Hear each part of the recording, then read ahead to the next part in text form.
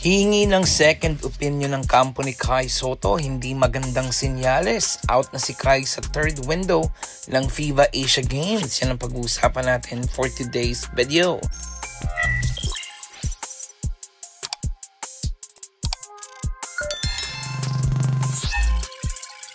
Mukhang hindi naging magandang resulta ng naging MRI ni Kai Ju sa kanyang knee injury dahil kinakailangan pa ng kampo nito na humingi ng second opinion mula sa iba pang doktor sa Japan.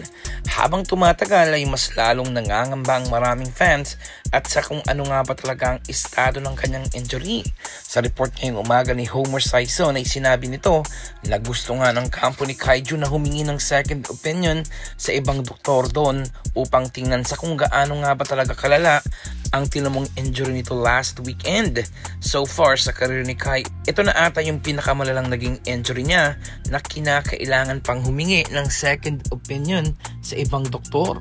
Yung back injury niya dati ay inabot ng ilang buwan bago makabalik sa paglalaro at itong bagong injury ni Kai ay mukhang mas matatagalan pa. Knee injury ang posibleng tama ni Kai ngayon at isa sa pinakadelikadong injury para sa lahat ng basketball players, lalo na sa kagaya ni Kai na 7-footer.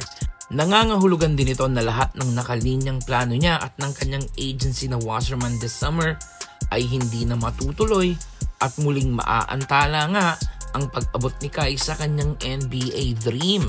Most likely ay out na rin si Kai Sotto para sa third window ng FIBA Asia Qualifiers next month na gaganapin sa Taiwan at New Zealand. Ang laking bagay ni Kai para sa ating Gilas Pilipinas nung tinalo natin ang New Zealand at sa teritoryo nila gaganapin ang sunod na laban.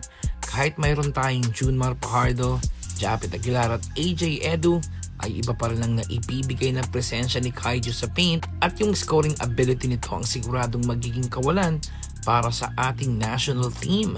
Let's just hope na kung ano man ang magiging resulta ng injury ni Kai ay makakabalik ito ng mas matibay pa kumpara dati.